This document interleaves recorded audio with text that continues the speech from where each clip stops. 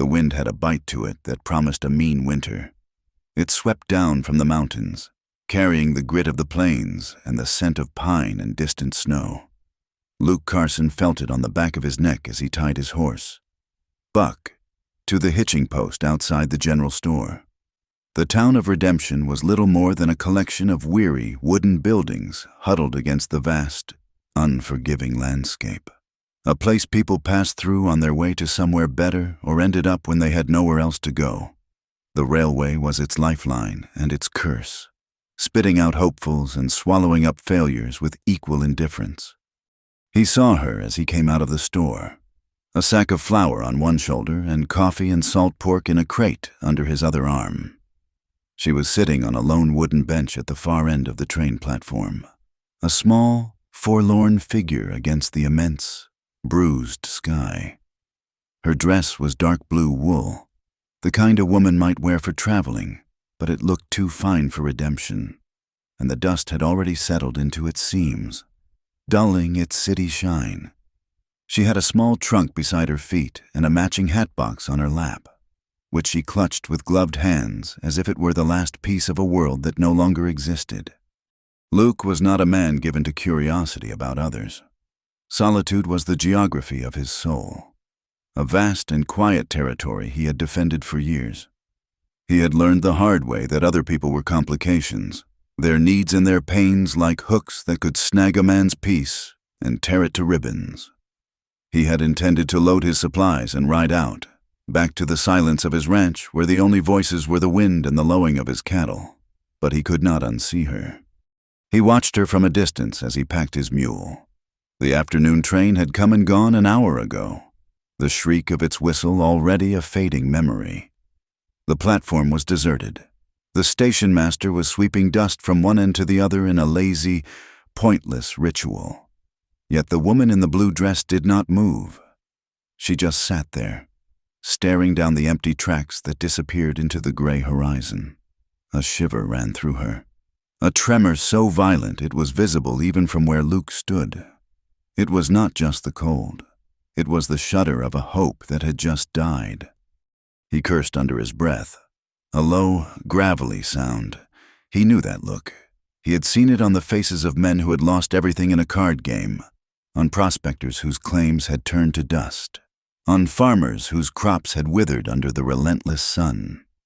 It was the look of abandonment. With a sigh that felt like it was dredged up from the bottom of his boots, he walked over, his steps heavy and reluctant on the wooden planks. He stopped a few feet away, not wanting to startle her. His shadow fell over her, and she looked up. Her face was pale, her eyes the color of a washed-out sky, wide with a fear she was trying desperately to conceal beneath a mask of dignity. A faint bruise, the color of a faded violet, marred the delicate skin beneath her left eye. She was younger than he had first thought, perhaps no more than 20. "You waitin' for someone, miss?" His voice was rough from disuse, like a rusty hinge. She swallowed, her throat working. I am a Mr. Abernathy. He was to meet me." Her words were precise, her Eastern accent as out of place as her dress. Luke glanced toward the station house. The sweeping had stopped. The station master, a portly man named Jeb, was leaning on his broom, watching them with undisguised interest. Luke knew most everything that happened in Redemption, not because he cared, but because gossip traveled on the wind just like the dust. He had heard about the mail-order bride Abernathy was expecting. He had also heard Abernathy boasting in the saloon last night that he had changed his mind, that he had taken a good look at the tintype she had sent and decided he was not in the market for a scared rabbit. Abernathy had left on the morning train, heading back to whatever grimy city had spawned him. "I reckon your wait is over," Luke said, his tone flat, devoid of pity. Pity was a weakness, a useless thing. Abernathy left this morning. The woman's composure, already as fragile as a pane of glass, finally shattered, but she did not cry. Instead, a wave of desolation washed over her face, leaving it blank and empty. Her hands, still clutching the hatbox, went white at the knuckles. She stared at him for a long moment, her gaze searching his weathered face as if looking for a lie, for some kind of cruel joke. She found none. Luke Carson's face was a testament to hard truths. "I see," she whispered, the words barely audible. She lowered her eyes back to the tracks, to the endless, empty steel rails. The finality in that small gesture was more profound than any wail of grief. Luke stood there, feeling awkward and exposed. He had delivered the news. His part was done. He should turn and walk away. But his feet felt rooted to the spot. The sight of her, so utterly alone, stirred something in him he had long thought buried. A dull, aching echo of his own past losses. "What will you do?" he asked, the question escaping before he could stop it. She took a deep, shuddering breath and seemed to draw on some hidden reserve of strength. She lifted her chin, her gaze meeting his, and this time there was a flicker of fire in her pale eyes. "I will not be going back. There is nothing for you here," he stated, a plain fact. "There is less for me there," she countered, her voice gaining a sliver of its strength. "Mr. Carson, is it not?" He gave a curt nod. "My name is Clara. Clara May Thompson." She stood up, her movement stiff. "You seem to be a man who knows this country. Do you know of any work? I can cook, I can clean, I can mend. I am not afraid of hard labor. I will not be a burden on anyone." He looked at her hands, still encased in their neat, but now smudged, gloves. They were not the hands of a woman accustomed to hard labor. He saw the desperation in her plea, the fierce pride that refused to let her beg. He saw the bruise on her cheek and wondered about the life she was so determined not to return to. And against his better judgment, against every instinct for self-preservation he had cultivated for a decade, he heard himself speak. "I have a ranch, north of here." He avoided her gaze, focusing on a loose nail on the platform. "You can stay a few days, till you figure something out." He did not know why he said it. Perhaps it was the memory of another woman's face, another pair of frightened eyes. Or perhaps it was simply that leaving her there felt like a cruelty the land itself would not abide. "It is not much, but it is warm." Clara stared at him, her lips parted in disbelief. Hope, a dangerous and fragile thing, flickered in her eyes. I could not impose."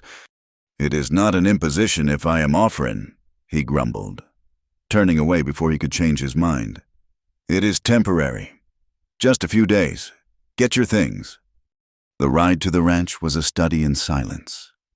Luke led the way on Buck, with the mule trailing behind, while Clara rode the spare mare he kept for emergencies. She rode passably well, her back straight, her hands light on the reins, but she was unused to the rugged terrain. The vast, silent landscape seemed to press in on them, a world of rolling brown hills, sharp-edged mesas, and a sky so big it could swallow a soul. There were no other signs of life, no distant homesteads, no curls of smoke on the horizon. The isolation was absolute. For Luke, it was a comfort. For Clara, he could only imagine, it was terrifying. His ranch was nestled in a small valley, protected from the worst of the wind by a high ridge to the north. A simple, sturdy cabin made of hand-hewn logs sat beside a larger, well-built barn. A few corrals, fences sharp and straight, completed the picture. It was a place built for function, not for beauty. A fortress against the wilderness and against the world. It was Luke's sanctuary, and now he was bringing a stranger into it. He showed her to a small room at the back of the cabin. It contained a narrow bed with a patchwork quilt, a small wooden crate for a table, and a single window that looked out onto the stark face of the ridge. It was clean, but profoundly empty. "The water pump is outside the door. Keep the stove fed. It gets cold at night," he said. His words clipped. Then he retreated, leaving her in the quiet room, the heavy wooden door closing with a soft thud behind him. He went about his evening chores, the familiar rhythms a balm to his disquieted mind.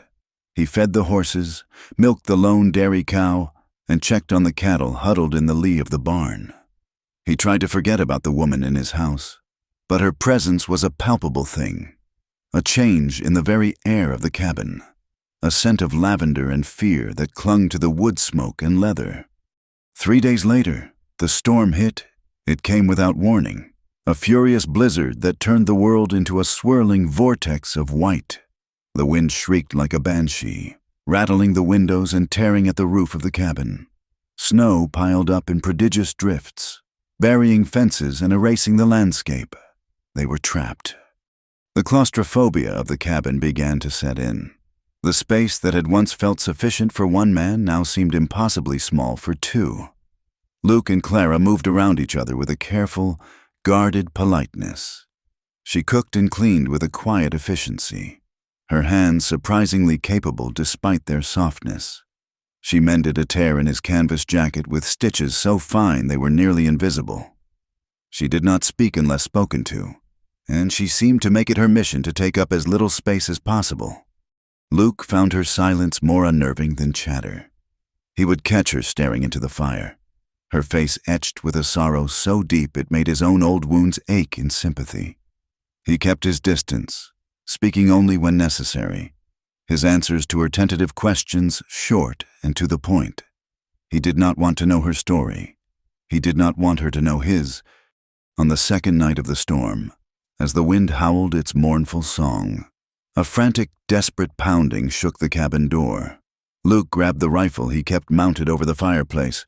Trouble rarely came knocking so politely, but in this weather, anything was possible. He swung the door open, and a blast of snow and wind tore into the room.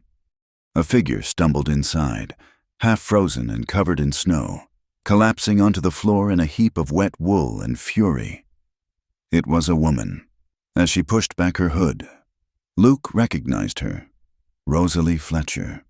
Her late husband had owned the ranch 2 valleys over. He had died of a fever the previous spring. "Rosalie?"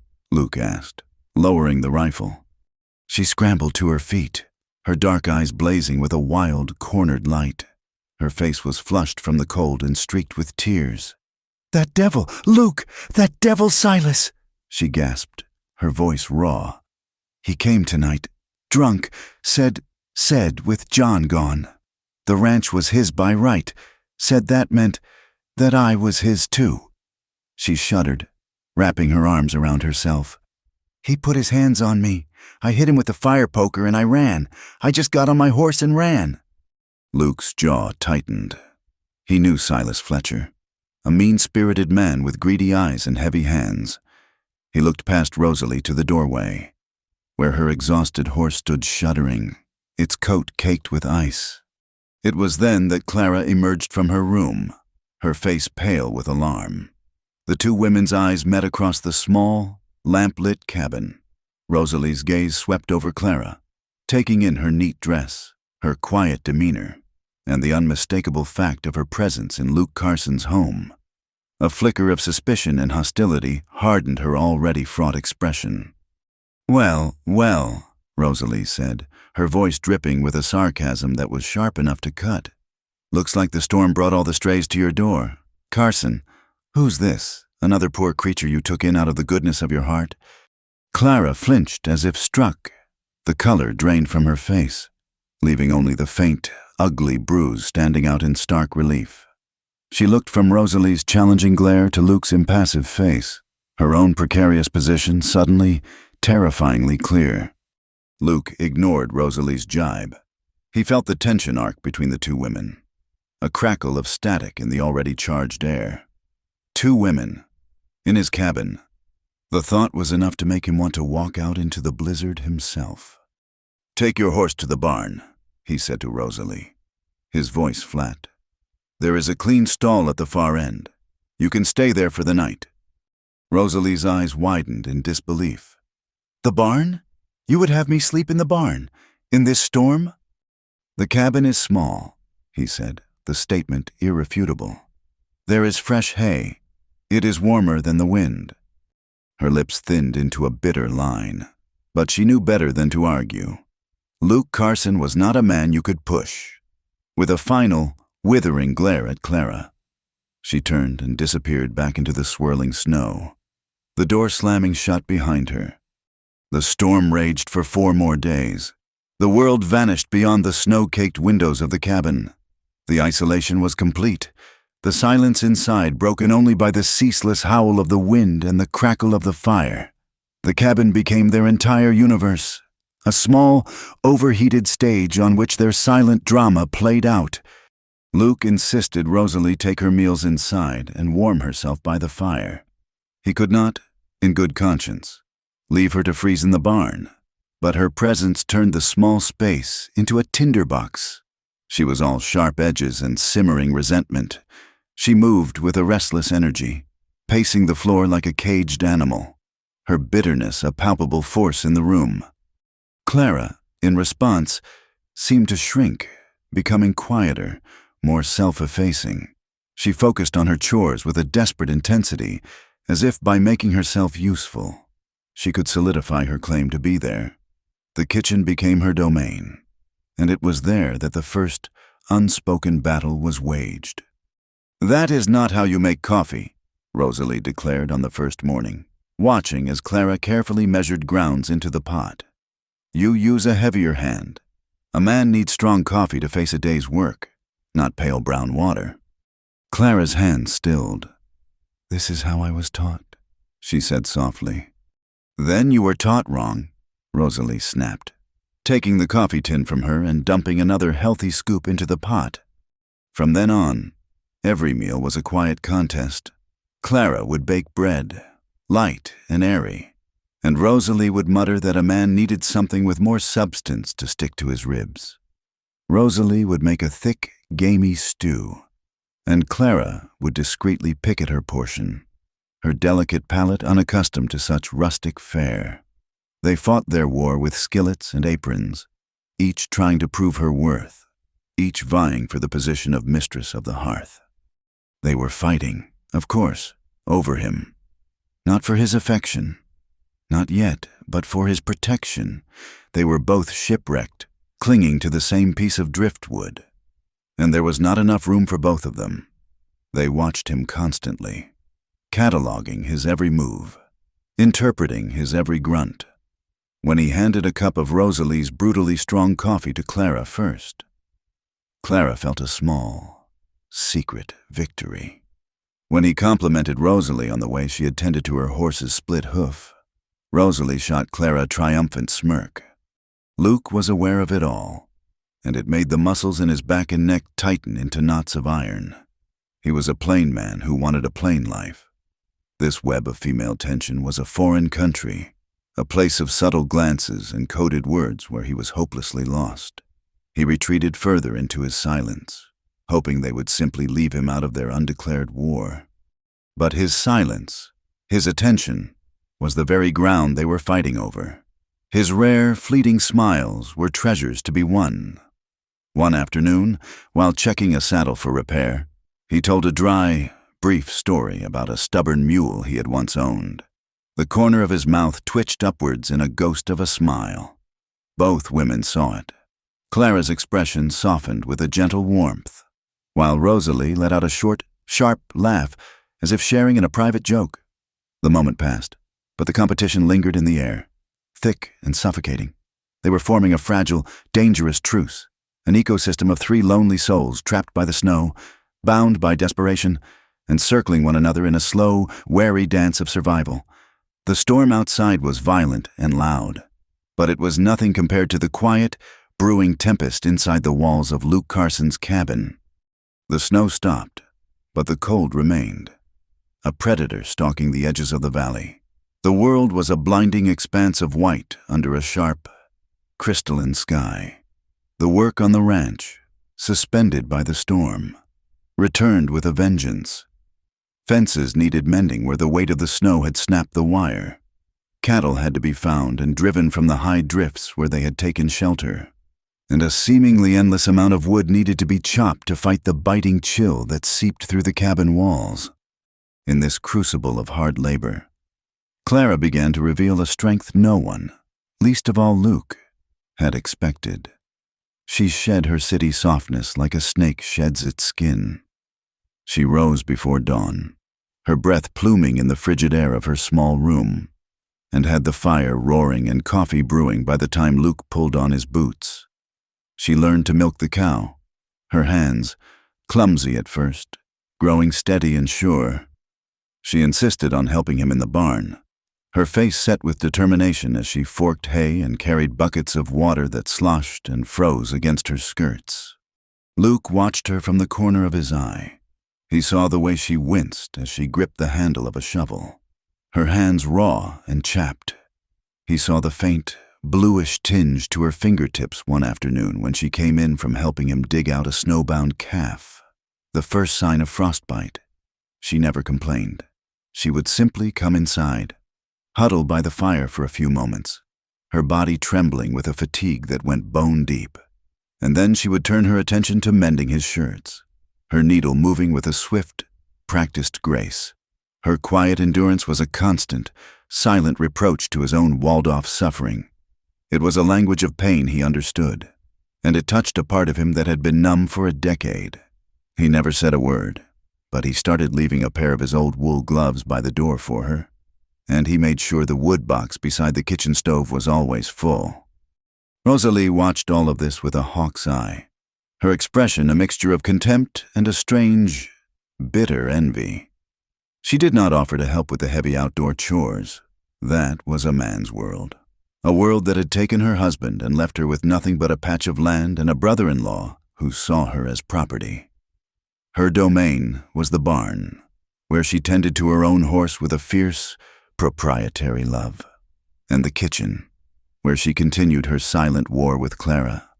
"You will break yourself in two for him, little bird," she sneered one afternoon, as Clara came inside, her face pale with exhaustion.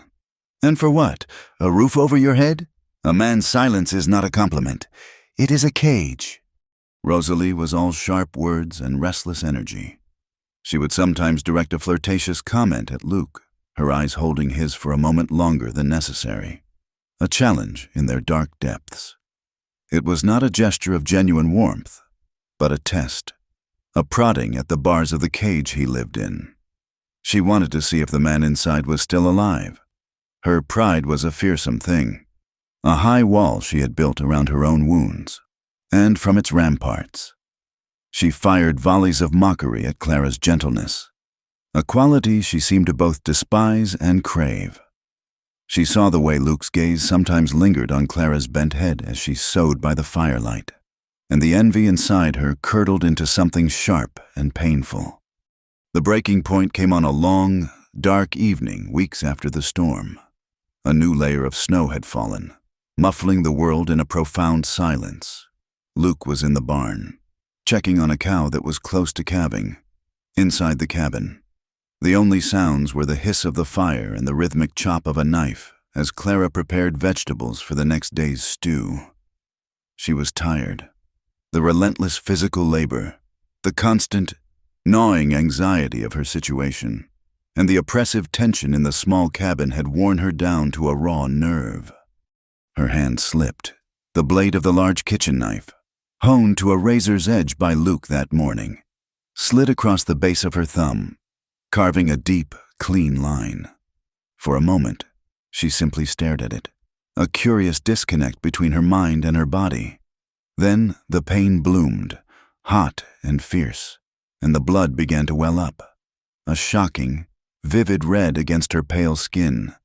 It dripped onto the white pine of the cutting board, a spreading stain. A choked sob escaped her lips. It was not just for the pain in her hand.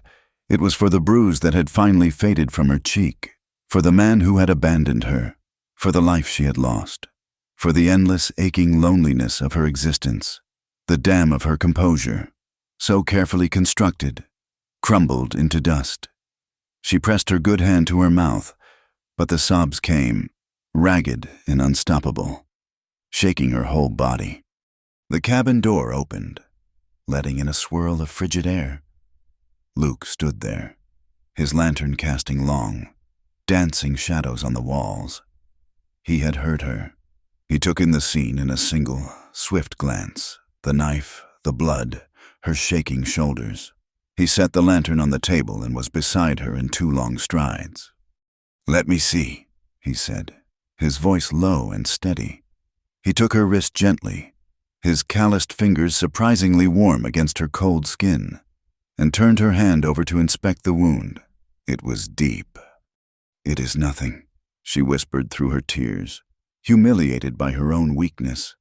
"I was careless." He did not answer. He went to the water pump, drew a basin of clean, cold water, and brought it back with a strip of clean linen from a nearby shelf. He said nothing as he methodically washed the blood away, his touch firm but careful. The cold water stung, but his quiet, focused presence was a strange comfort. He was not panicked or disgusted. He was simply dealing with the problem, as he dealt with everything. He wrapped the linen tightly around the cut, his large, rough hands moving with an unexpected deftness. The bleeding slowed. He held her hand in his for a moment longer, his thumb resting on her pulse point. In the flickering lamplight, she could see the fine lines etched around his eyes, the grim set of his mouth. He was a man made of stone and shadow. But as he tended to her, something in his gaze softened. He looked at her, truly looked at her, and she saw not pity, but a flicker of shared understanding, a recognition of pain.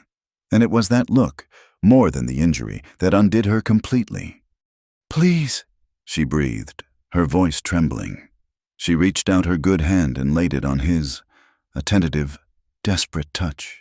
His skin was rough, like worn leather, but there was a current of life beneath it that made her fingers tingle. "Please, do not look at me like that." He frowned, his brow furrowing in confusion. "Like what?" "Like I am already broken," she whispered, the words torn from the deepest part of her. "Like I am just another stray thing, fragile and doomed. I am not. Her words struck him with the force of a physical blow. Broken. He had spent 10 years feeling exactly that, a shattered vessel held together by will and solitude. He looked at her, at the tear tracks shining on her cheeks, at the fierce, desperate pride in her eyes, at the hand she still rested on his, and the walls around his heart, so high and so thick, suddenly felt like they were made of sand. He did not know he was going to do it until he did.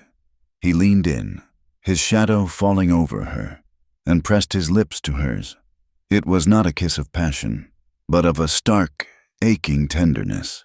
It was brief, hesitant, tasting of the cold night air and a loneliness so profound it was almost a physical presence. For a heartbeat, he felt her lips soften and yield under his. He felt the tremor that ran through her body, and it terrified him. He pulled back as if burned, his breath catching in his throat. The feelings her touch, her words, her kiss had unleashed were a flood, threatening to drown him. He had not allowed himself to feel anything but the dull ache of loss for so long. This sharp, bright shock of connection was too much. He stood up abruptly, his chair scraping against the floor. He could not look at her. "Keep it clean," he muttered, his voice hoarse, gesturing vaguely toward her bandaged hand.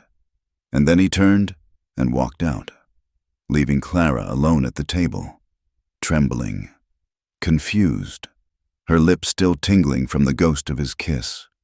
The single drop of blood she had missed on the floor looked as dark and final as a period at the end of a sentence she did not understand. From the deep shadows of the main room, where she had been sitting in silence, Rosalie had seen it all.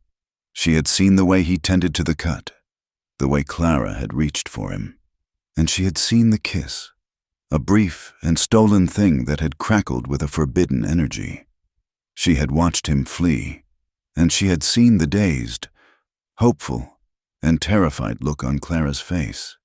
She said nothing, melting back into the darkness. The next day, Luke was a fortress of silence once more, but the walls were new and unsteady. He avoided Clara's gaze, his movements stiff and unnatural.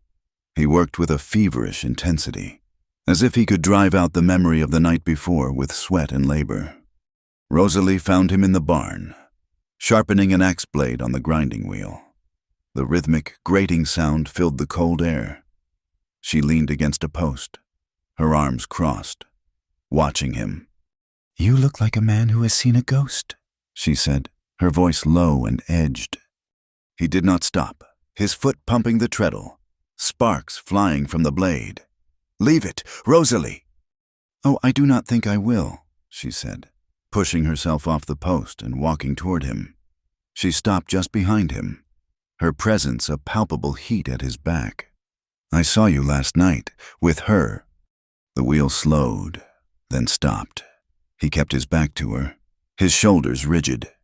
"She is all soft hands and whispered words. Is that it?" Rosalie's voice was a low, dangerous purr, laced with bitterness. "Does it make you feel strong to be so needed by something so breakable?" "You do not know what you are talking about," he said, his voice a low growl. "I know what I see," she shot back, stepping around to face him. Her eyes were blazing. "I see a man hiding from his own life. You are not a hermit. Luke, you are a ghost, haunting your own ranch. You eat, you work, you sleep, but you are not alive. Last night, for a second, I saw a flicker of something. A man." She took another step closer, until she was standing directly in front of him, her scent of hay and horse and wood smoke filling his senses. She reached out and placed a hand on his chest. "Try being a man for once, not a ghost." Her words were a challenge, a dare, and a plea all at once. He looked down at her, at the raw hunger in her eyes, a hunger that mirrored the desolation in his own soul. This was not the gentle vulnerability of Clara, which had made him feel a dangerous urge to protect. This was something different. This was a raw, jagged need, a demand to be seen, to be felt. It was a language he understood better. He grabbed her wrist, his grip hard. "You are playing a dangerous game." A slow, sad smile touched her lips. "It is the only game I have left." And then she pulled him down to her mouth crashing against his. It was a kiss of raw desperation, of anger and of grief. There was no tenderness in it. It was a collision.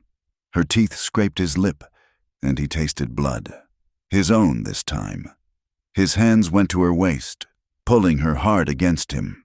His own long-repressed frustration and rage rising to meet hers. It was a brutal, punishing embrace in the cold, dusty air of the barn. A frantic attempt by two broken people to feel something, anything, other than the pain that gnawed at them day and night. He pushed her back against a rough-hewn wall, the wood scraping against her back, her fingers tangled in his hair, pulling, her nails digging into his scalp. It was not seduction. It was a battle, a desperate grappling in the half-light, a raw and wordless conversation of shared damage. When it was over, there was no comfort. There was only a vast, hollow silence, broken by their ragged breaths. He stepped back, the haze of anger clearing, leaving behind a cold, sick feeling in the pit of his stomach. He looked at Rosalie. She had slid down the wall to sit in the hay, her face turned away from him, her shoulders slumped. She was not triumphant. She was just spent, in the shadows where he could not see. A single tear traced a path through the dust on her cheek, followed by another. She wept in silence, her pride demanding that her grief remain her own. Luke stumbled out of the barn and into the blinding winter sun. He felt like he had been hollowed out. What had he done? He had answered Clara's gentle plea with a moment of stolen tenderness, only to betray it with this act of raw, empty desperation. He had used Rosalie's pain to assuage his own, and in doing so, had only deepened the wounds of them all. He was not a ghost. He was worse. He was a man who had forgotten how to be human, and in trying to remember, he had only caused more harm. He leaned his head against the cold wood of the barn door, his world spinning into a spiral of shame and confusion. The next morning, The air in the cabin was thick with unspoken words. Luke could not look at either woman. Rosalie's face was a pale, hard mask, her eyes shadowed and weary. Clara was quieter than ever, a phantom moving through the rooms, her presence barely registering. She had risen early, as was her habit, to start the fire. As she had stepped out into the pre-dawn chill to fetch wood, she had heard a sound from the barn. It was faint, but unmistakable in the frozen stillness, the sound of a woman crying, a low, heartbroken sound that was quickly stifled. Rosalie was not in the barn loft where she had been sleeping. The truth settled on Clara not like a thunderclap, but like a slow, suffocating frost.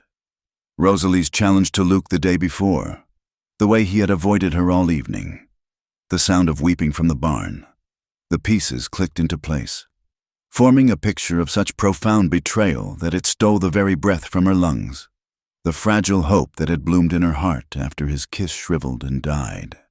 Turning to ash, he had not seen her as unbroken. He had seen her as an opportunity, and then had moved on to the next. She withdrew into a place so deep inside herself that she was not sure she would ever find her way out. The silence in the cabin was no longer just the absence of noise. It was the sound of three hearts, breaking in their own separate, lonely worlds. The thaw, when it came, was a lie. The sun shone with a weak, watery light that held no warmth, and the melting snow turned the ranch yard into a mire of mud and slush that sucked at a man's boots. But for Clara, the change in the weather was a signal. It was a crack in the white walls of her prison, a promise of escape. The morning after she heard Rosalie's weeping from the barn, she began to pack. Her movements were quiet, deliberate, each folded piece of clothing a final, severed tie. She did not have a plan. She had no money and nowhere to go. But the thought of staying in the cabin, of breathing the same air thick with betrayal and secrets, was unbearable. The fragile truce had shattered, and the silence that had taken its place was a glacial thing, full of sharp, invisible edges. She would rather face the wilderness alone than endure another day in the crossfire of Luke's guilt and Rosalie's wounded pride. She had just fastened the latch on her small trunk when a shadow fell across the doorway of her room. Luke stood there, filling the frame, his face grim. He had been watching her. "What are you doing?" he asked, his voice low. "I am leaving," she said, not looking at him. She kept her gaze fixed on the worn leather handle of the trunk. "The weather has broken. I have imposed on your kindness for long enough." "Imposed," he repeated, the word flat and toneless. "This is not about imposition, Clara, and you know it." He took a step into the room, and she instinctively took a step back. "You cannot leave, not yet." "You cannot keep me here," she retorted, a spark of her old fire returning. "I am not trying to," he said, his voice rough with an emotion she could not name.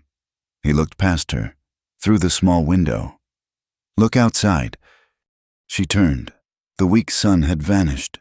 The sky had turned a flat, bruised purple-gray, and the wind was beginning to rise, whipping loose snow from the roof in frantic spirals. Even as she watched, the first flakes began to fall. Not the gentle drifters of a light shower, but hard, angry pellets driven sideways by the wind. Another storm was closing in, a monster rolling down from the mountains to swallow them whole once more. A wave of despair, so potent it was nauseating, washed over her. She was trapped, again. The storm was worse than the first. It raged for days, a relentless, shrieking fury that shook the cabin to its foundations. The three of them were forced back into an intimacy that was now an agony. Rosalie was a specter of bitter silence, her face a hard, unreadable mask. Luke was a caged bear, pacing the small confines of the main room, his presence a heavy weight of guilt and confusion. And Clara retreated into herself, performing her chores with the numb, mechanical precision of an automaton. She felt as if she were made of glass, and that the slightest touch, the slightest word, would shatter her into a million pieces. She tried to maintain her distance, to make herself as small and unnoticeable as possible, but the cabin was too small for such evasions. On the third night of the storm, as the wind clawed at the walls, Luke cornered her. She was adding a log to the fire, and he came to stand behind her, blocking her retreat. "We have to talk," he said, his voice quiet but firm. She did not turn. "There is nothing to say." "There is everything to say," he insisted. "Clara, please, talk to me." The plea in his voice, the raw, frayed edge of it, broke through her defenses. She straightened up slowly and turned to face him. In the flickering firelight, his face was a landscape of torment. The sight of it did not give her satisfaction. It only deepened her own sorrow. She sank onto the hearth, the rough stone cold beneath her hands, and stared into the flames. He sat on a low stool opposite her, the fire dancing between them. For a long time, neither of them spoke. The only sounds were the crackle of the logs and the mournful howl of the wind. "Why did you come west, Clara?" he asked finally, his voice barely a whisper.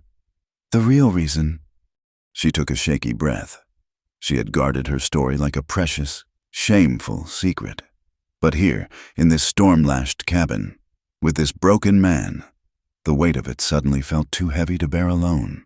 The words began to come, hesitant at first, then in a flood, as if a dam had broken inside her. "My father arranged my marriage," she began, her voice low and brittle. "To Mr. Abernathy.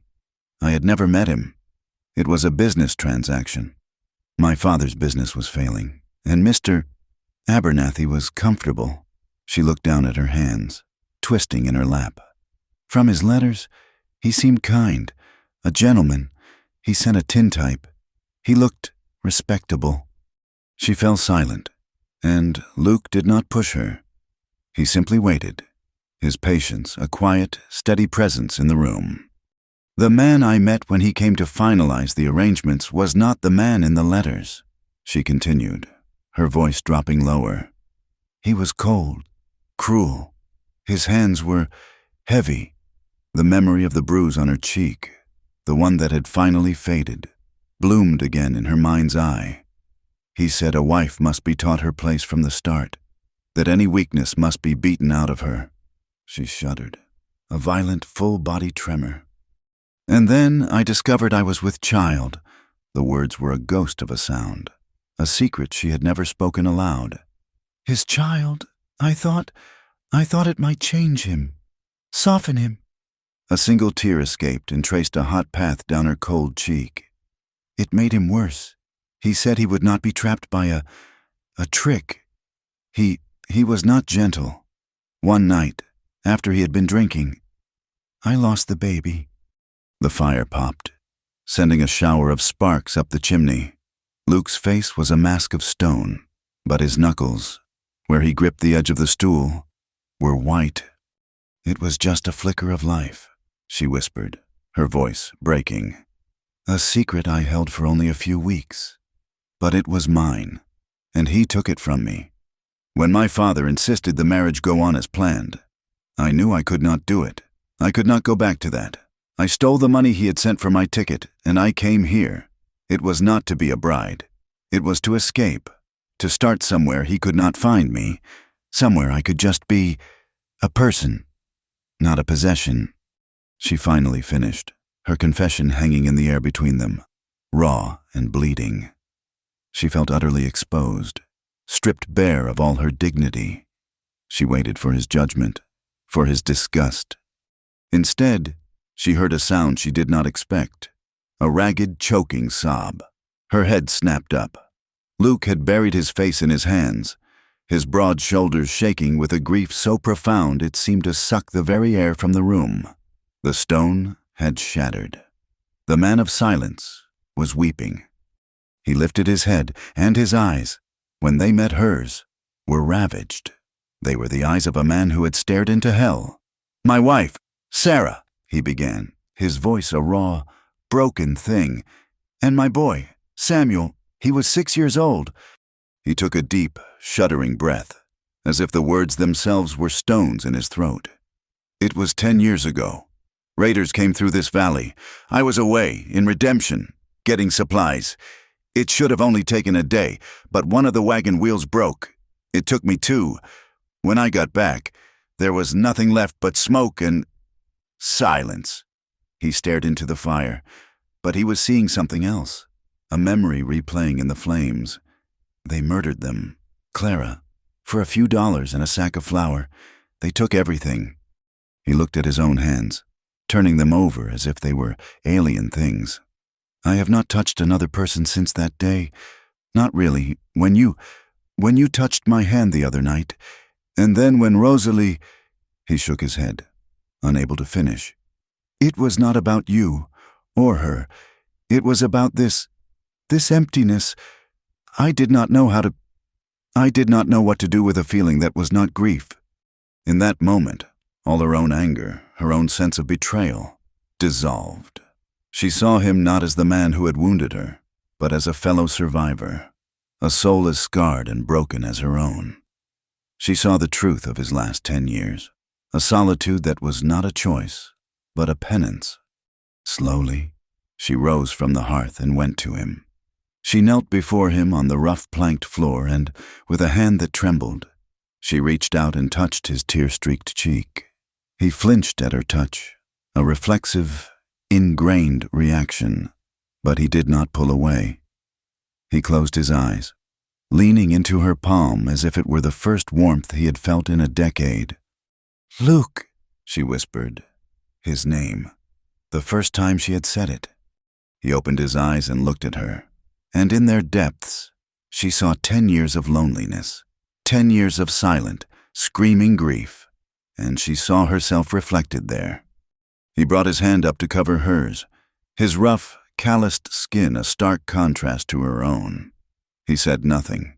He did not need to. In the shared language of their sorrow, everything was understood. He leaned forward, slowly, cautiously, as if moving through uncharted, dangerous territory. He kissed her. It was nothing like the first time. There was no hesitation, no fear, and it was nothing like the desperate clash he had shared with Rosalie. This was a kiss of profound, heartbreaking tenderness. It was slow and deep, and tasted of salt and sorrow. It was a kiss of recognition, an acknowledgement of the abyss each of them had lived in. He drew her to her feet and into his arms, burying his face in her hair. She wrapped her arms around his neck, holding on as if he were the only solid thing in a spinning world. They stood there for a long time, simply holding each other by the fire, 2 solitudes colliding, 2 broken halves finding a fragile, momentary wholeness. That night, they shared his bed. There was no frantic passion, no desperate grasping. It was a slow, quiet exploration, filled with a trembling vulnerability.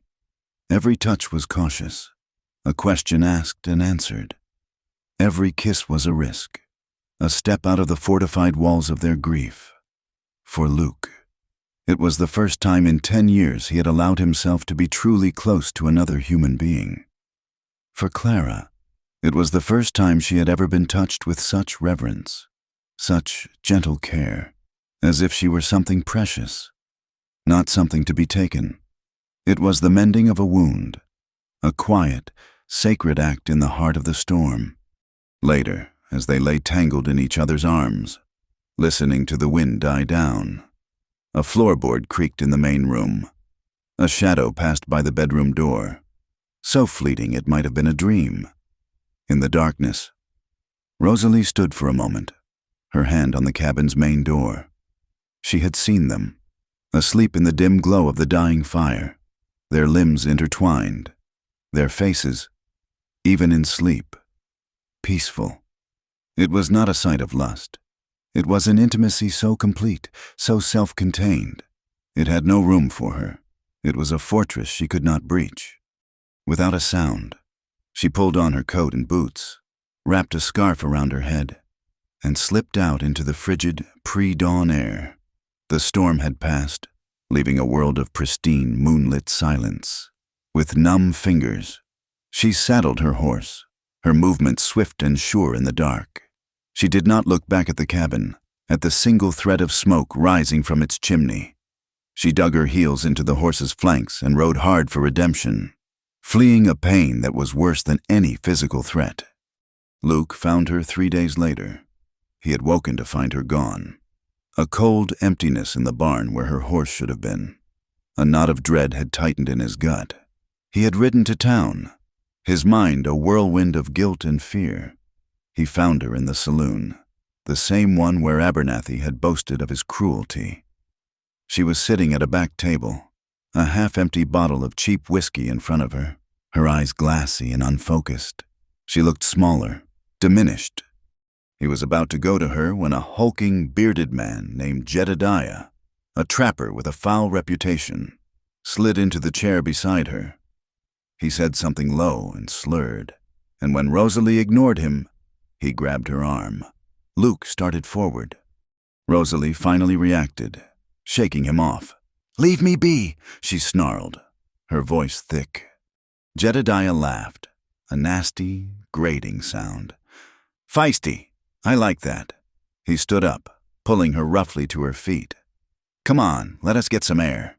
He began to drag her toward the back door that led to the alley. Luke moved then, crossing the room in a blur of cold fury. He grabbed the trapper's shoulder and spun him around. Jedediah released Rosalie, who stumbled back against a table. "The lady wants to be left alone," Luke said, his voice dangerously quiet. Jedediah's eyes narrowed. He was bigger than Luke, heavier, and he was drunk. He swung a clumsy, powerful fist. Luke ducked under it, and his own fist shot out, a hard, compact blow that connected with the trapper's jaw with a sickening crack. Jedediah staggered back, surprise and pain on his face. Luke did not stop. A decade of repressed rage, of grief and guilt and fury at the senseless cruelty of the world, erupted from him. He was on the man, his fists a relentless barrage, driving him back out into the filthy, snow-choked alley. He beat him until the man was a bloody heap on the ground, until his own knuckles were raw and bleeding, and he only stopped when he felt a hand on his arm. It was the sheriff. Back at the ranch, the silence was different. It was heavy with the things that had happened in town, with the violence and the rescue. Rosalie sat at the table, nursing a cup of coffee Clara had placed in front of her. She would not look at either of them. Finally, she pushed the cup away. "So, the saint came down from her pedestal to give the sinner a cup of coffee," she said, her voice dripping with its old sarcasm. But it sounded brittle now, forced. "Rosalie, please," Clara began. "Do not you, Rosalie, please me," she snapped, her eyes finally lifting to meet Clara's. They were filled with a defiant, heartbreaking pain. "You think you have won, do you not? You with your soft words and your tragic story. You have him now." She shot a venomous glance at Luke, who stood by the door, his face a thundercloud. "But do not get too comfortable." She stood up, her chin high, a bitter, triumphant smile twisting her lips. "He would not have chased me if I did not matter." Rosalie's defiant words hung in the air of the cabin long after she had spoken them. A toxic smoke that choked out all warmth, all possibility of peace. For 2 days, the three of them moved around the sharp edges of that statement, the unspoken tension of fourth presence at the table. Clara's tenderness toward Luke had become guarded, tainted by the seed of doubt Rosalie had so cruelly planted. Luke, caught between his guilt over Rosalie and his fragile, newfound connection with Clara, retreated once more into a grim, impenetrable silence. He was a man standing on a fault line, terrified that any move he made would cause the very ground beneath his feet to split apart. The breaking of the silence, when it came, was not a whisper but a roar. It happened in the cold, muddy yard, under a sky the color of dishwater. Clara was scrubbing laundry in a wooden tub, her knuckles red and raw from the lye soap and icy water. Rosalie was coming from the barn, carrying a bucket of milk, her stride long and impatient. "You should let him help you with that," Rosalie said, stopping beside the tub. It was not an offer of help. It was a criticism. "Or are you trying to earn your keep by washing his clothes until your fingers bleed? Is that how a saint proves her worth?" Clara stopped scrubbing, her back stiffening. She straightened up slowly, wiping a stray strand of wet hair from her forehead with the back of her wrist. She looked at Rosalie, truly looked at her, and the exhaustion and the hurt inside her finally hardened into anger. "Is that what you think of me?" Clara asked, her voice dangerously quiet. "That I am a saint? No, Rosalie. I am a survivor, just like you. The only difference is that I do not feel the need to make everyone around me as miserable as I am." Rosalie's eyes flashed. "Miserable? I am not the one who cries over a splinter and makes a man feel like a king for bandaging it. I am not the one who mistakes a moment of pity for a declaration of love." The word struck Clara with the force of a slap. "You call his care for me pity? And what was it he showed you in that alleyway? Was that love, or was it just another kind of pity? For a woman so desperate she would throw herself into the arms of any man who looked her way." "You take that back," Rosalie hissed, setting the milk bucket down with a thud. Milk sloshed over the rim, a white splash against the dark mud. "Why? Because it is the truth?" Clara stepped away from the washtub, her hands clenched into fists at her sides. All the unspoken resentments, all the jealousies and fears came pouring out of her. "You are cruel, Rosalie. You see a moment of kindness, a flicker of hope, and your first instinct is to crush it, to mock it, to tear it down. You cannot stand to see anyone happy because you do not believe you deserve to be. You use your pain as both a sword and a shield, and you wound everyone who gets close." Rosalie laughed, a harsh, ugly sound. "And you with your gentle hands and your soft voice, you act as if you are too good for this world, as if the dirt and the blood of it should not touch you. You want his protection, but you judge him for the violence it takes to keep you safe. You judge me for the choices I have made to survive. You walk around with your quiet sorrow like it is a crown, but you have no idea, none, what it is to fight for every breath, to have the world try and grind you into dust and refuse to let it." "You think I have not fought?" Clara cried, her voice rising. "You think I do not know what it is to be treated like dirt beneath a man's boots? You know nothing of my life." "I know you want to be saved," Rosalie shouted, taking a step forward until they were nearly nose to nose. "I stopped waiting for a savior a long time ago." "There is a difference between being saved and being cared for," Clara shot back. "Something you would not understand." The argument had reached a fever pitch, their raw, wounded voices echoing in the cold, still air. Rosalie, blinded by a rage born of shame and envy, shoved Clara hard in the chest. "You know nothing!" Clara stumbled backward, her heel catching on an exposed root. She fell, landing hard in the cold, wet mud. The shock of it, the indignity, the raw aggression of the push, shattered the last of her restraint. She scrambled up, her dress stained, mud clinging to her hair, and she flew at Rosalie, not with a fist, but with open hands, pushing back with all her might. They grappled for a moment, a clumsy, desperate tangle of limbs. It was not a fight so much as an explosion of shared misery. They were two women clinging to the same precipice, and in their terror, they had turned on each other. Their anger was a living thing, but beneath it, the current of their shared desperation was even stronger. They broke apart, breathing heavily, their faces streaked with tears and mud. Rosalie looked at Clara, truly looked at her, and saw not a saint, but a woman as desperate as herself, a woman who had been bruised and battered by the world and was still, somehow, standing. Clara looked at Rosalie and saw not a cruel harpy, but a woman terrified of being abandoned, a woman whose pride was the only thing holding her shattered pieces together. Without another word, they turned and walked away from each other. Clara went into the cabin, sinking onto her bed and letting the silent, racking sobs consume her.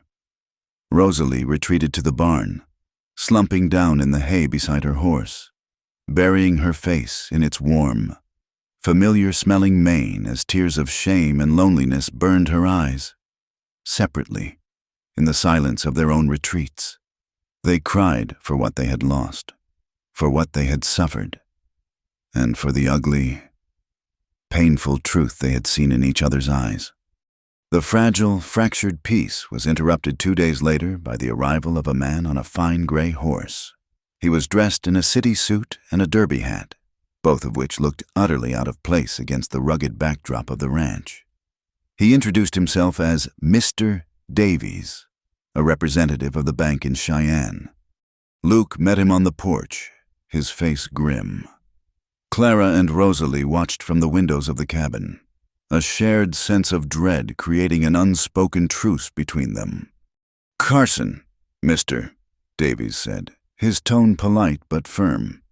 "The bank holds a note on this property, a loan your father took out years ago, which you assumed. The payments are a year in arrears." "I have had a bad winter," Luke said, his voice flat. "Many people have," Mr. Davies replied, unmoved. "The fact remains. The note is due. The bank requires payment in full, $500. You have 30 days to produce the sum, or we will be forced to begin foreclosure proceedings." The words fell like axe blows. $500. It might as well have been 5,000. Luke owned the land, the cabin, the cattle, but he had almost no cash. The ranch was his entire world, the only thing he had left, the place where the ghosts of his wife and son resided. To lose it would be to lose the last piece of himself. After Mr. Davies had ridden away, leaving a pall of doom in his wake, the three of them sat around the table in the cabin. The animosity between the women was gone, replaced by a common enemy. "There must be something we can do," Clara said, her mind racing. "In the East, women with an education can find work as tutors. Or perhaps I could start a small school for the children in redemption. It would not be much, but it would be something." "A school?" Rosalie scoffed, but there was no venom in it, only pragmatism. "It would take you a year to earn $50 that way. We do not have a year." Her eyes had a determined gleam. "Your cattle are scrawny.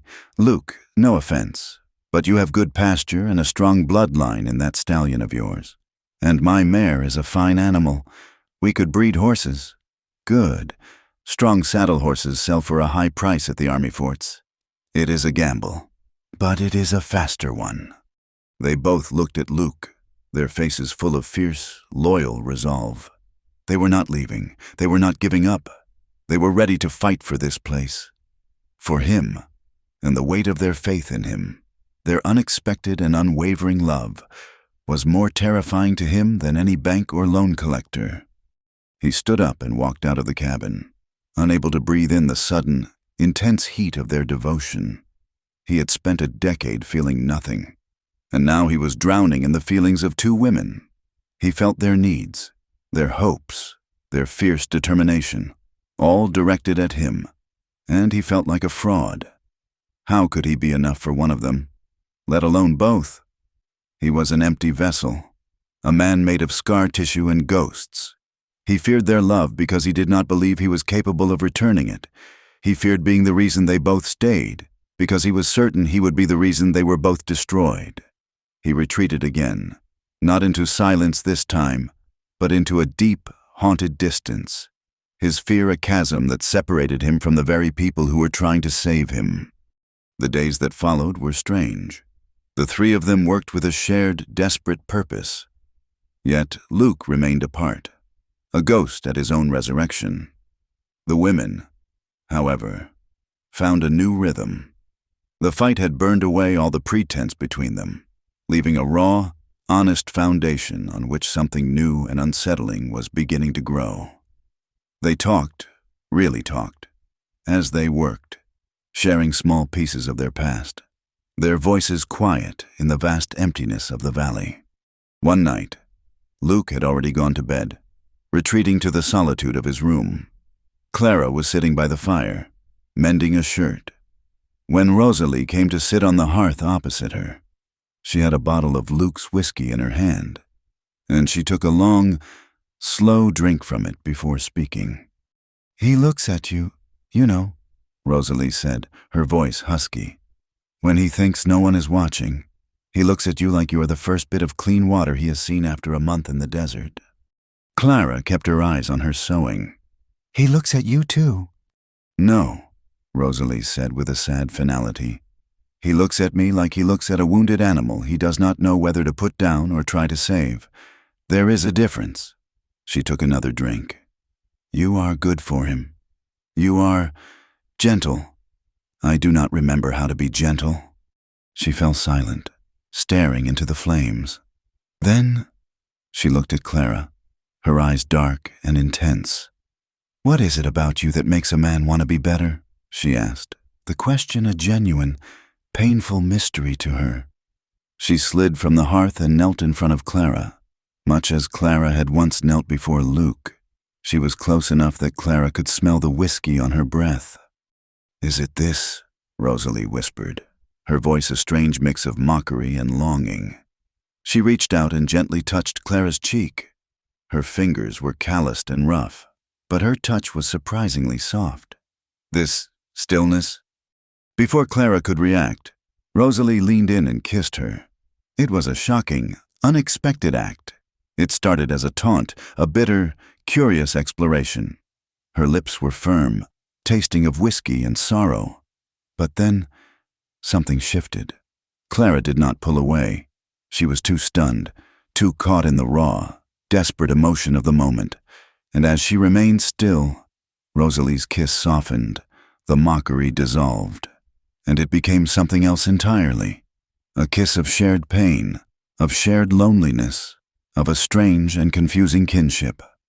When Rosalie pulled back, there were tears shimmering in her eyes. "I am so tired of fighting," she whispered, her voice breaking.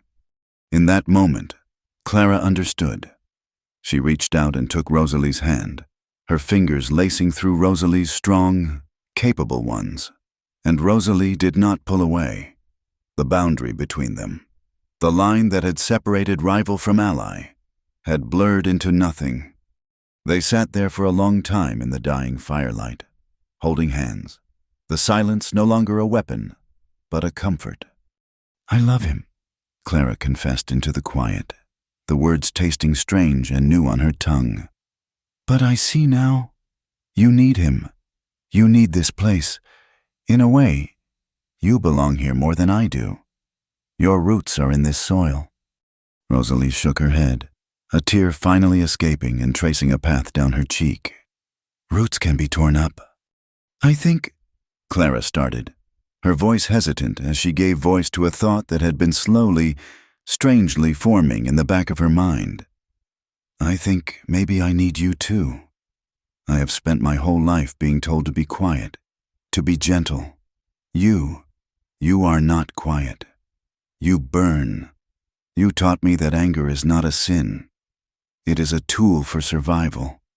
Rosalie looked at their joined hands, a flicker of disbelief and wonder on her face. A small, sad smile touched her lips. "And you taught me that not everything has to be a fight." It was then that the floorboards creaked. They both looked up. Luke was standing in the doorway of his room, his face illuminated by the faint glow of the embers. He was not looking at their faces. He was staring at their hands, clasped together between them. The three of them were frozen in a silent tableau. The man who was afraid he could not be enough for one woman, and the two women who had just discovered they might not be able to survive without each other. The air was thick with the weight of a truth none of them had dared to name.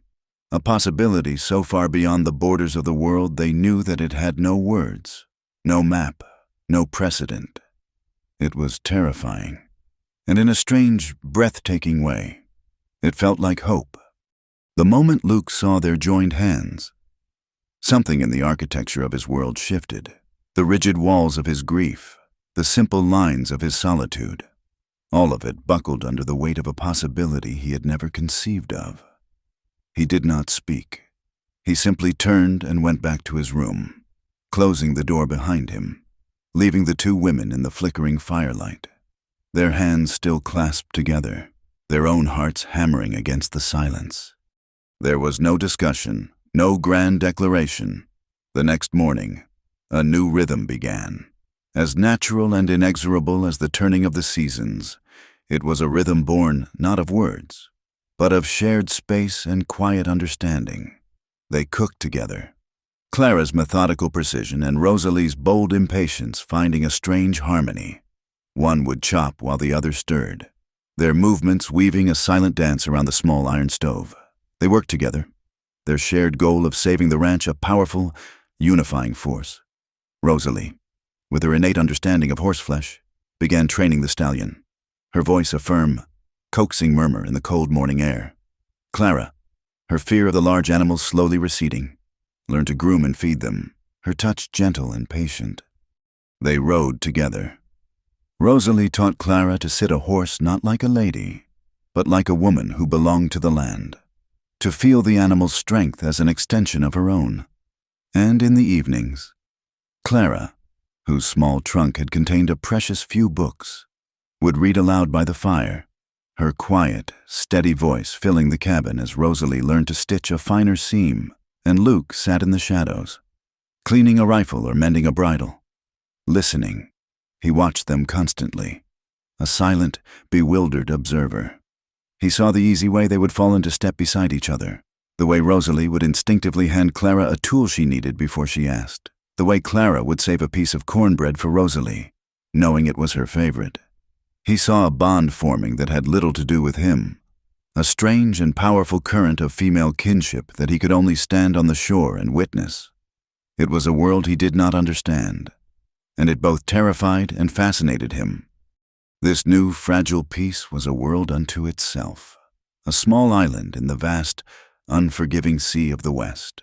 But the sea had a tide, and it was beginning to pull at their shores. When Luke and Rosalie rode into Redemption for supplies, they were met with a new kind of cold, one that had nothing to do with the weather. Mrs. Gable, the storekeeper's wife, who had once been polite, now looked straight through them, her lips pursed in a thin line of disapproval.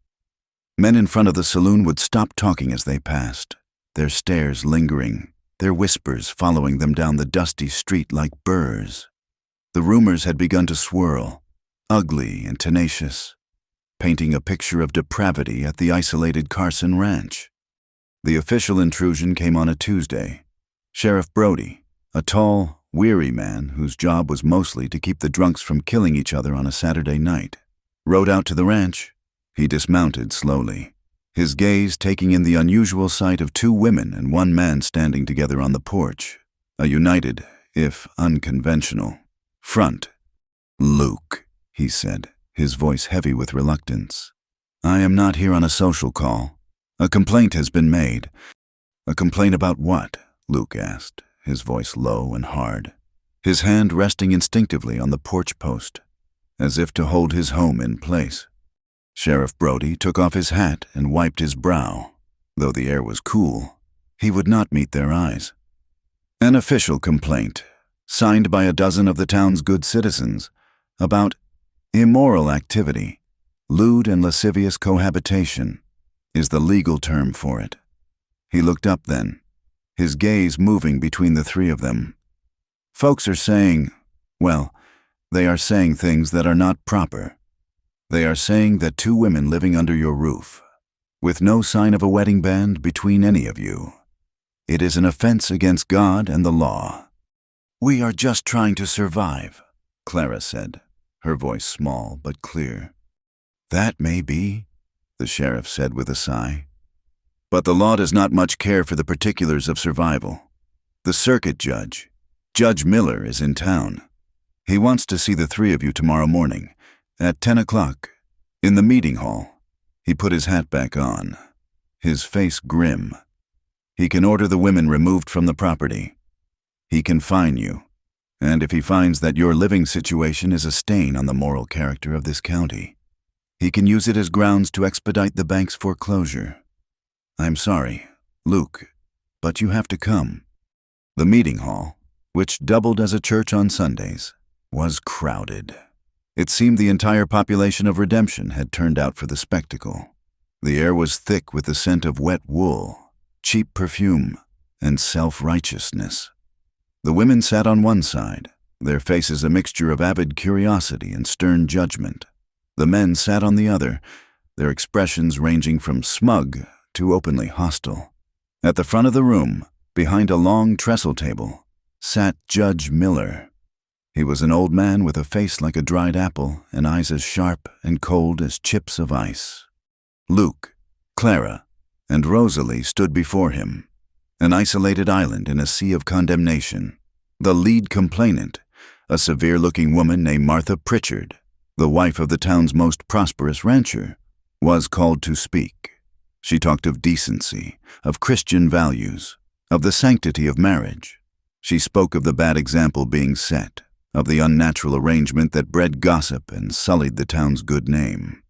She did not speak with facts, but with the unshakable certainty of the morally superior. When she was finished, the judge turned his icy gaze upon them. "Mr. Carson, these are serious accusations, an affront to the very foundations of a civilized society. What do you have to say for yourself?" Luke's jaw was tight, a muscle twitching in his cheek. He was a man of action, not of words. He felt the trap closing around him, the weight of their judgment a physical thing. He opened his mouth to speak, to say something about property rights, about minding one's own business. But before he could, Clara stepped forward. "I will speak, Your Honor," she said. A murmur went through the crowd. All eyes turned to the quiet, pale woman in the simple blue dress. She looked small and fragile before the judge's bench, but when she lifted her head, her eyes were clear and steady. She began to speak, her voice trembling at first, but gaining strength with every word. "My name is Clara Mae Thompson. I came to this town as a mail-order bride, promised to a man I had never met. I came here seeking a new life, a respectable life, the kind of life Mrs. Pritchard speaks of." She paused, her gaze sweeping over the faces in the crowd. "The man who summoned me here, Mr. Abernathy, a man you all knew, a man who sat in your church and drank in your saloon, did not meet me at the train station, because before he left, he showed me the true meaning of his Christian values. He showed me with his fists. He believed a wife was property, to be broken and trained like a horse." A shocked gasp went through the women's side of the room. Clara's voice grew stronger, ringing with a passion that stunned the silent crowd. "I was left alone, with no money, no reputation, and nowhere to go. The world you all praise so highly, the world of rules and decency, cast me out. It left me to freeze on a train platform. It was this man, Luke Carson, who showed me kindness. He offered me shelter when no one else would. He did not ask for anything in return. He offered me a place of safety."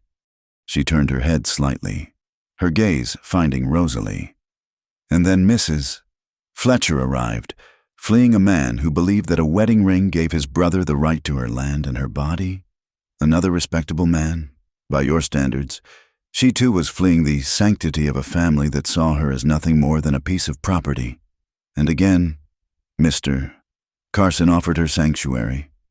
She faced the judge once more, her small body radiating an immense and powerful dignity.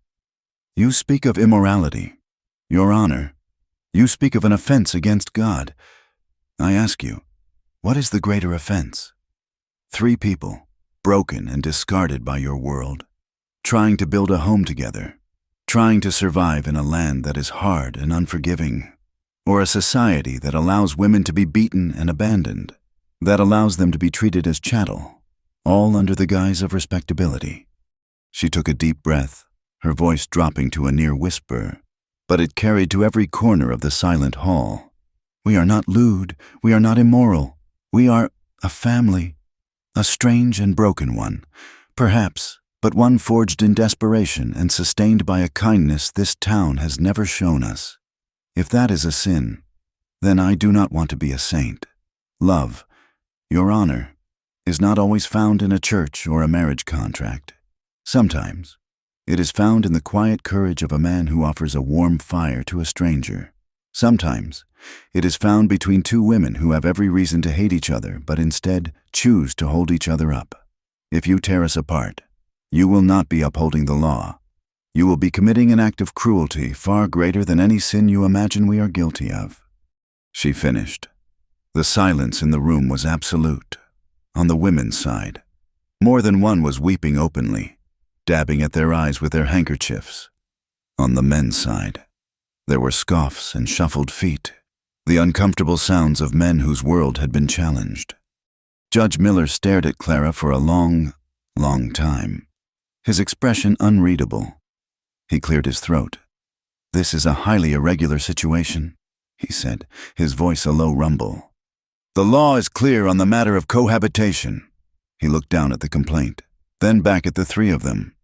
"However, the law is also blind. It does not see the nuances of the human heart." He banged a small gavel on the table, the sound making everyone jump. "Complaint dismissed." A collective gasp went through the room. "But," the judge continued, his voice as sharp as a razor, his eyes pinning Luke to the spot, "you are now under the scrutiny of this court and this community. I am giving you a reprieve, not a pardon. One more scandal. Carson, one more complaint, and I will not be so lenient. You will lose this land. Do you understand me?" "I understand," Luke said, his voice hoarse. The ride back to the ranch was conducted in a profound, echoing silence. The gray sky pressed down on them, and the vast, empty landscape seemed to mirror the vast, empty space that had opened up inside them. They had won, but it was a victory that felt like standing on the edge of a cliff, the wind threatening to tear them from their precarious footing at any moment. They reached the cabin as dusk was bleeding across the sky in shades of purple and orange.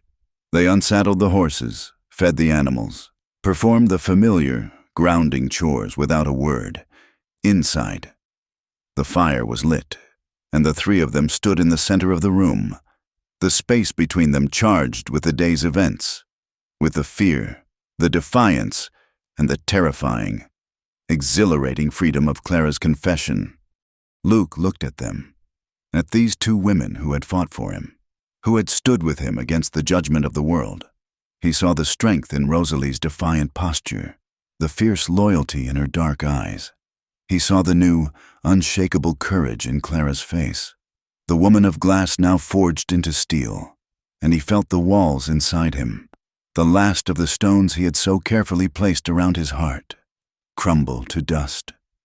He reached out, not for one, but for both of them, his large hands resting on their shoulders. He pulled them toward him, and they came without hesitation, their bodies fitting against his, one on each side. Clara rested her head against his chest, her small frame trembling with the aftermath of her courage. Rosalie leaned against his shoulder, a long, shuddering sigh escaping her lips, the sigh of a warrior who had finally laid down her arms. He wrapped his arms around them both, holding them tight, his face buried in their hair, and for the first time in 10 years, he did not feel like a ghost in his own home. That night, there were no separate rooms, no unspoken boundaries. They fell into each other's arms, and into his bed, not out of a simple, sudden desire, but out of a desperate, profound need to affirm what they had almost lost.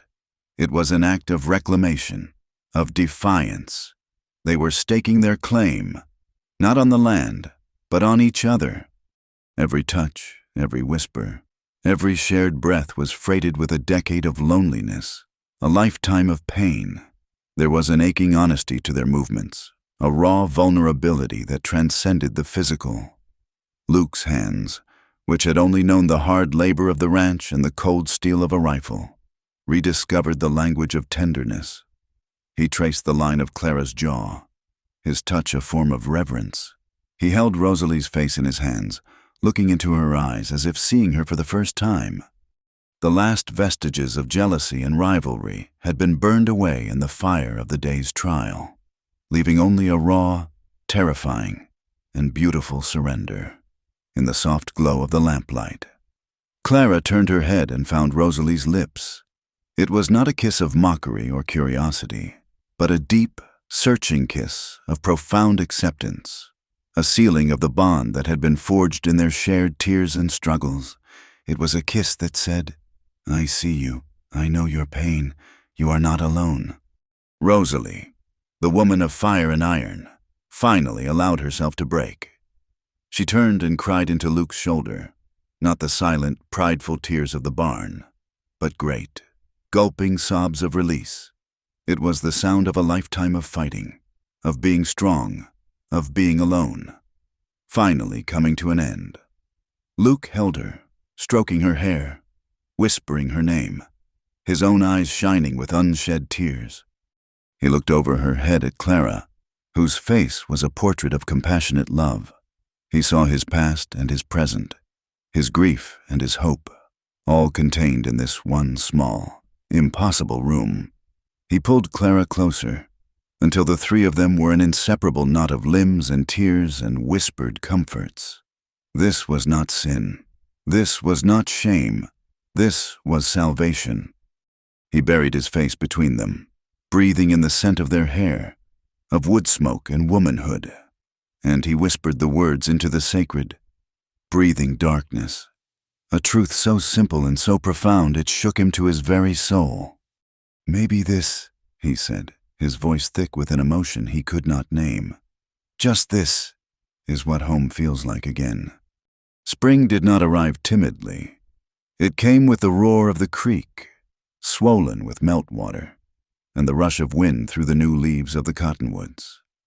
The sun, which had been a distant, pale coin for months, now poured a generous gold over the valley, and the land, which had been locked in a hard, white silence, responded with a riot of life.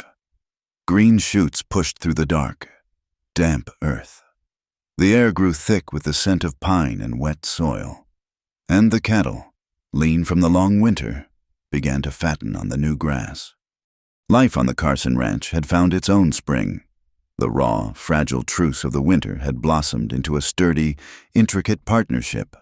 The threat of the loan, the condemnation of the town, and the shared secret intimacy of their lives had forged them into something new, a three-stranded cord that would not be easily broken. The women expanded the garden, their hands working together in the rich soil, planting neat rows of beans, corn, and squash. Rosalie, whose sharp eye for horseflesh was uncanny, took charge of the breeding program. Luke had sold 2 of his older steers to purchase a pair of fine mares, and under Rosalie's expert guidance, a small but promising horse breeding business was born. By late spring, she had sold the first colt to a rancher from the next county, and the $50 she held in her hand, the first real money the ranch had seen in a year, felt heavier and more precious than gold. Clara, too, found a new purpose. A young schoolteacher, a recent arrival from the East named Miss Albright, had heard the story of Clara's speech in the meeting hall. Impressed by her eloquence and courage, she rode out to the ranch one afternoon. She was starting a proper school in Redemption and was overwhelmed by the number of pupils. She offered Clara a position as her assistant, 2 afternoons a week, to teach reading and arithmetic to the younger children. For Clara, who had thought her education was a useless relic of a former life, the offer was a profound affirmation. It was a chance to earn her own money, to have a place in the world defined by her mind, not by her relationship to a man. Luke watched it all, a quiet sense of wonder slowly displacing the long winter of his grief. He saw his ranch, which he had been ready to lose, slowly coming back to life, not just surviving, but thriving. He saw the fire of purpose in Rosalie's eyes as she broke a wild young gelding, and he saw the quiet, steady confidence in Clara's face as she practiced sums on a piece of slate. He was still watched by the townsfolk when he went for supplies. The whispers had not entirely died down, but they were quieter now, mixed with a new, grudging respect. People were tired of the gossip, and the undeniable success of the Carson Ranch was a hard thing to argue with. A few men, who had once scoffed at him, now nodded a curt greeting, their eyes holding a measure of admiration for the man who had faced down the town and the bank, and for the two remarkable women who stood beside him. The past arrived on a sun-drenched afternoon in early summer. A lone rider appeared on the ridge, his silhouette dark against the bright blue sky. As he drew closer, a cold knot of recognition tightened in Rosalie's stomach. It was Silas Fletcher, her late husband's brother. He had been gone for months, and she had allowed herself to hope that he had disappeared for good. But here he was, his face set in the same sullen, greedy lines she remembered, his eyes sweeping over the prosperous-looking ranch with a covetous glare. He rode directly into the yard and dismounted, not waiting for an invitation. Luke came out of the barn, a pitchfork in his hand, his body instantly tense. Clara, who had been weeding the garden, straightened up, her heart beginning to pound. Rosalie stepped out onto the porch, her face a pale, hard mask. "What do you want, Silas?" she asked, her voice as cold and sharp as ice. Silas ignored her, his eyes fixed on Luke. "I have come for what is mine." "Carson," he said, his voice a low, menacing rumble. "My brother's widow. She is still legally a part of my household. The law says so. She ran off, but she is coming back with me." "She is not going anywhere," Luke said, taking a step forward. The tines of the pitchfork glinted in the sun. Silas laughed, a humorless, ugly sound. "You have no say in it. This is a family matter. She belongs to the Fletcher name, and so does her property." He turned his venomous gaze on Rosalie. "You have had your little holiday. Now you will pack your things and come home. You have duties." "This is my home," Rosalie said, her voice shaking with a rage she was struggling to control.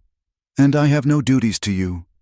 "You will do as you are told," Silas shouted, his face darkening with anger. He took a step toward the porch, his hand reaching for her. Luke moved to intercept him, but Silas was faster than he looked. He shoved Luke aside and lunged for the steps. It was Clara who reacted first. Without a thought, she grabbed the heavy wooden bucket she had been using for weeds and swung it with all her might, catching Silas hard on the side of the head. He roared in pain and surprise, staggering back, his hand flying to his temple. He turned on Clara, his eyes blazing with a murderous fury. "You little witch!" he snarled, and lunged for her. Clara screamed as his hands closed on her arms, his fingers digging into her flesh like talons. Luke was recovering his balance, roaring Rosalie's name. But Silas was a big man, strong with rage, and he was dragging Clara toward his horse. And then there was a deafening crack that echoed across the valley. Silas froze. A look of stunned disbelief spread across his face. He looked down at his leg.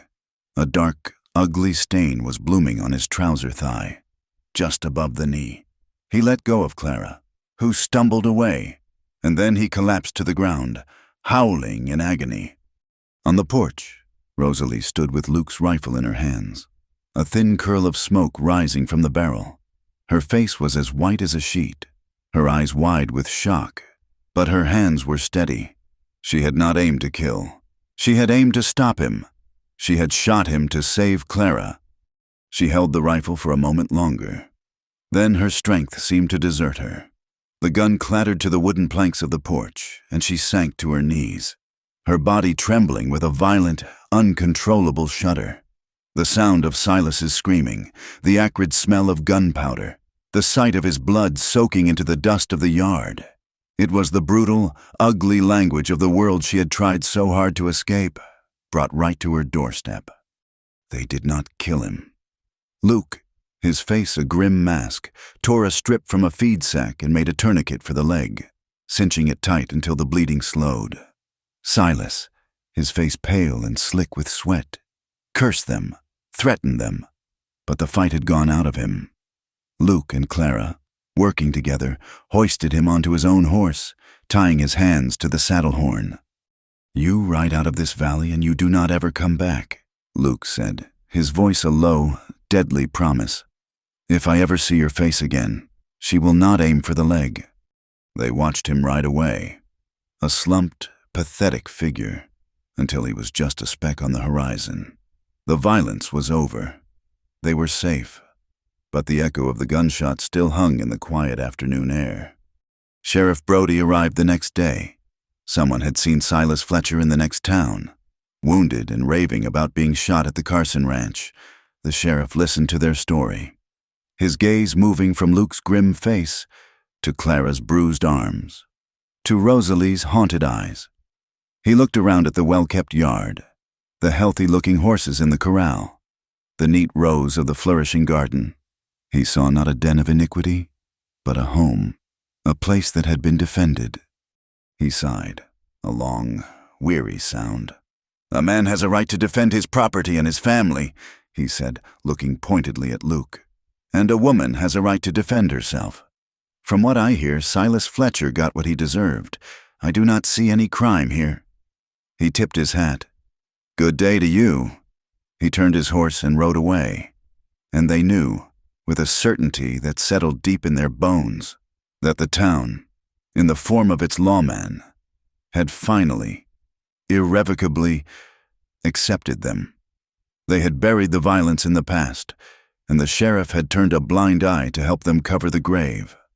That night, a profound peace settled over the cabin. The last ghost had been exorcised. The last battle had been won. They sat by the fire, the three of them, not touching, but connected by an invisible web of shared experience, of shared victory.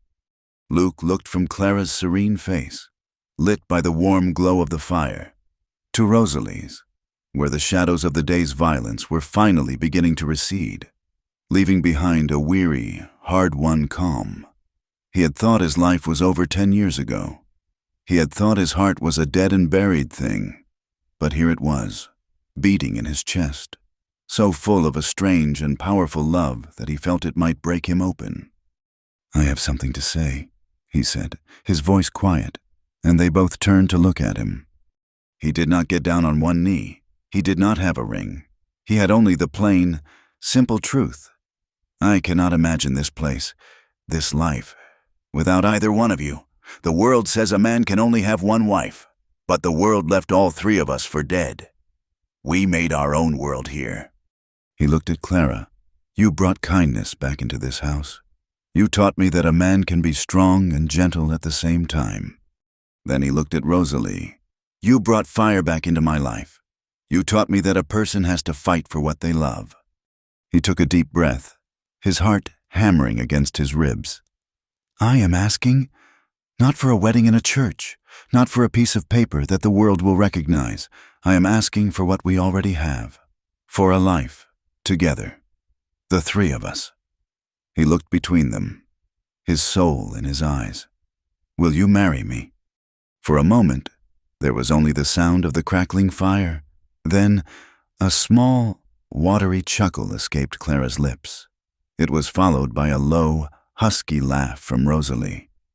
The laughter grew, mingled with tears, until the three of them were caught in a wave of it, a wild, improbable, joyous sound that filled the small cabin. It was the laughter of survivors, the laughter of people who had stared into the abyss and had found not darkness, but each other. They said yes. They said it with their laughter, with their tears, and with the way they came together. A tangle of arms and hearts, a family forged in hell, building their own kind of heaven. The next time they rode into redemption, it was together. Luke rode in the middle, tall and straight in the saddle. On his right was Clara, her back straight, her face calm and full of a quiet, unshakable dignity. On his left was Rosalie, her head high, her dark eyes meeting the stares of the townsfolk with a look of cool, defiant pride. They rode slowly down the main street, a silent, united proclamation. People stopped what they were doing. They came out of the storefronts and the saloon to stare. They whispered behind their hands, but no one dared to speak a word against them. The sight of them, strong, proud, and together, was an answer to every question, a rebuke to every judgment. They had been to hell and back, each in their own way. And in the vast, empty dust of the West, on a small patch of land that the world had forgotten, they had found their home, and they had built their heaven. Thank you for listening to our story. Please comment where you are listening from to connect with others. And be sure to subscribe to the Wild West Campfire channel and share your thoughts in English.